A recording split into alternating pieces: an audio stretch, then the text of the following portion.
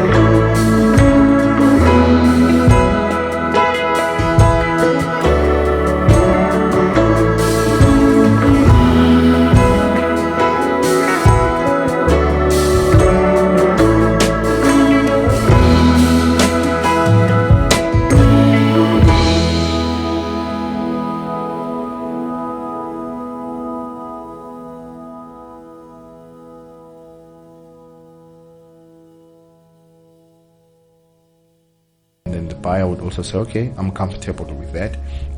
Or otherwise, no, you know what, I'm not comfortable, that's too expensive. I'll rather wait until the property is registered in my name. Okay. But sometimes people need to move in simply because probably you bought a property and you want to move in January because the kids are going to school and all such things. So it is fair that when you take occupation, you assume responsibility of the property as if the property was now in your name. You know, from taking care of the property, maintaining the gardens, all those kind of things, you know, what the current owner would have done. Okay. Now, we have suspensive conditions. Suspensive conditions are very straightforward. A buyer will buy a property provided he gets finance from the bank within a 21-day period. Failing which, the estate agents and the seller will always deduce whether this is a genuine buyer. Probably there was a delay from the bank and they can unilaterally extend the period, the given period, okay, to probably a further 60 days, You don't have to make it 60 days, can extend it for the next 10 days or so, just to deduce if whether the buyer is really getting the finance or not.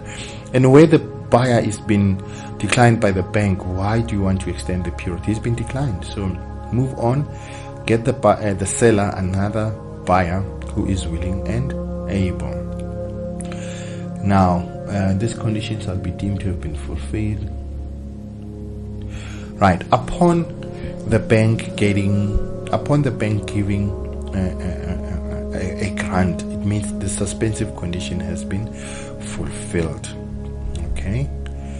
Now, the other suspensive condition could be where the purchaser is saying, I'm buying this property subject to me selling my house. So this house will be called a second property within a period of 60 days. Okay.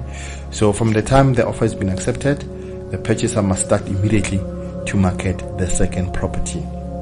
And it will be easier if everything's been done by one conveyancer, to get to know which transaction it's where.